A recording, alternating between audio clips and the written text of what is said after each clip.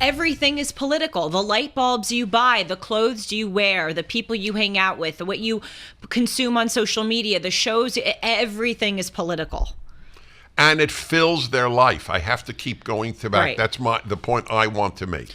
Well, one of the things I really appreciate about Bill O'Reilly's books, and I have consumed them, I mean, they're once you read one, you just buy all the rest of them. But my two favorites are Killing the SS and Killing the Witches. About the first one is about the. How many of them have you read? I've read 4. Mm-hmm. And Killing the SS is about the Israeli government's heroic, if we can even, I mean, that is an understatement. Incredible. Capture of Eichmann. Capture of, yes, Adolf Eichmann and the other Nazi hunters who went to South America to try to find Dr. Joseph Mengele, the Angel of Death, and Klaus Barbie and all these other Nazis who escaped to South America. That one is one of my favorites. And then Killing the Witches is another favorite. I actually interviewed him on my show about Killing the Witches. And what I really appreciate about those books, among many other things, first of all, they're such rich historical novels, and it reads like a thriller. Not novels. Oh, sorry. Yes, books. Thank you. I don't know why I said novels. What I meant to say is it reads like a novel. That's right. There are books that read like a thriller. They read like a novel. But you learn so much. But I also appreciated that he didn't spin it into like a commentary on the modern day. I think he very appropriately... He doesn't even spin it on a commentary on that day. He tells you the story. Exactly. He really kept it in its time, and his vocation is, I'm going to tell you what happened. It's really Period, well done. End of story. That's right. And, so I'll give you... So I just said it a few moments ago that on Timeless, I recently did an episode on Christmas art. And one of the things that I said, because we started off looking, as I told you, at nativity scenes, we looked at 3 Renaissance painters' depictions of the nativity. And then we went to the present day and we looked at 2 modern artists' nativity works, Salvador Dali and Henry Moore. Dali and Moore's nativity depictions, respectively, literally look like paint thrown on a canvas. It's like a modern take on the nativity. Henry Moore's is really dark. You can make out a lantern, but you can't really figure out what's going on in the scene. And then Salvador Dali's is literally like he took black paint and just threw it at the wall and is calling it a nativity scene. And one of the comments that I made was, in modern work, it shows the conceit of the artist, because the artist is really making the painting about them. Those 2 paintings are not about the nativity. I call BS on that. And I know we live in this, you can't criticize everyone's... That is a really good point. It's not about the nativity. And honestly, it's insulting to even go through this charade that it's about the nativity. When you see Michelangelo in the Sistine Chapel, you don't think about Michelangelo. Yes, because the artist takes his or herself out of it. Michelangelo and Correggio and St. John and the other... forget the third Renaissance painter I had. But the painters I showed on Timeless, the Renaissance painters. Oh, Botticelli. Botticelli's Nativity was another one. They're making it about the scene. They are trying to deploy their work to glorify God. It's not about them. That's right. With Dali, he's trying to give you the hot, modern, cool take of the Nativity, but by doing so, he's inserting himself in the work. So to bring it back to Bill O'Reilly in this analogy is the Botticelli. Right. The subject is the subject. The subject is the subject. Not me. And today, we see these readings of history that get spun to the modern day. If you don't worship God, you worship yourself. Yeah. It comes down in many ways to that.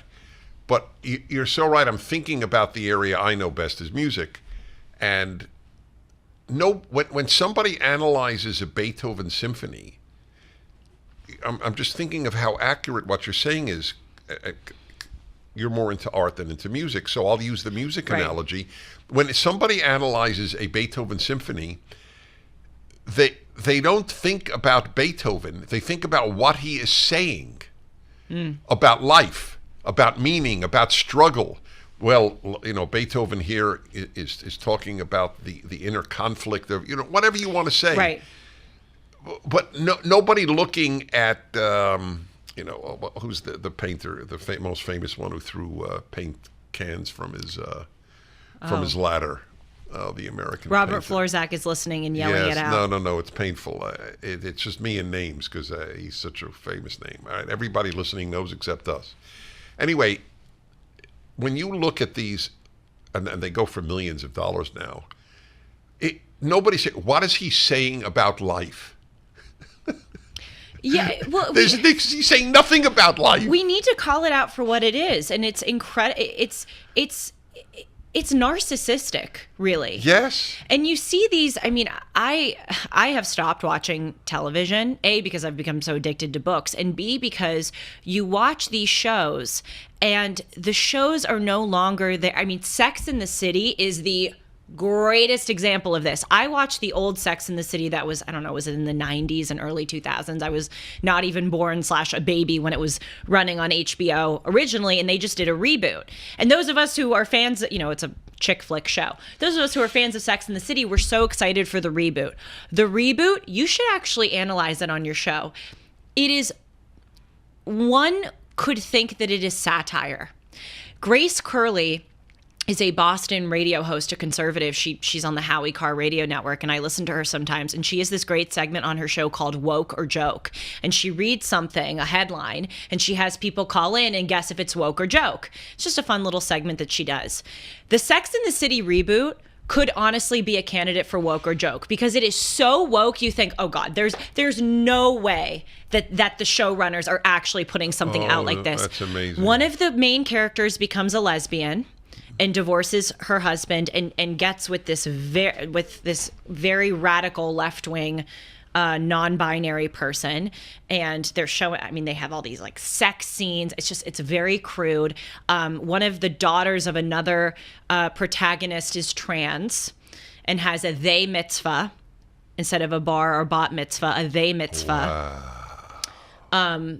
There are other examples that I'm forgetting, but because I only watched a bit of it a year ago. But you look at these modern pieces of art and shows, and it's hearkening back to what we're talking about, that the political is suffused everywhere. But again, what I hope we're conveying is that I think this is narcissistic, because I'm not turning on Sex and the City to be proselytized to. I'm not turning on Sex and the City to be reminded of my white privilege and, of the plight of the trans in America. I'm watching Sex and the City to be entertained. And it's just They can't help themselves. They can't help themselves. No, and they're inserting themselves into this work, and it's no longer about the viewer. It's about them and the political message that they're going to hit you over the head with. And that's why people don't watch the Oscars or the Emmys anymore. They don't care because they are religious. These are true believers. If you said to the Oscar people, those getting the awards and making presentations, just want you to know that every time you make a political comment, that ensures that next year we have fewer viewers. They will say, we don't care. Right. It's for the And cause. they really don't care.